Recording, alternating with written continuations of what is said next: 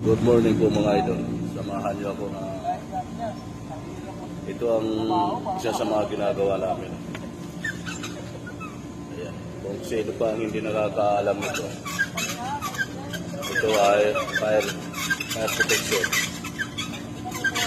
Sa Tagalog ay pamatay sunog. Kung kayo ay matrap sa isang building na ang option na lang ninyo ay tumalo, alam yung mataas, nasa 60 palapag. Huwag muna kayong magtingin-tingin muna kayo sa paligid.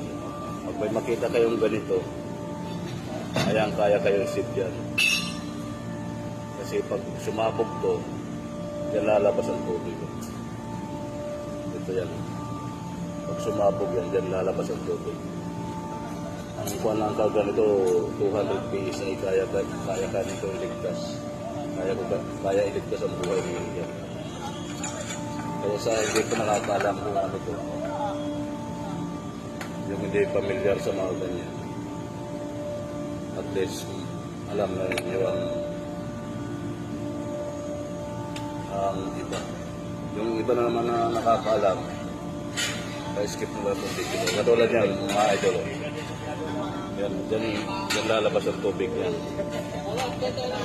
Tapos dito babanggayan.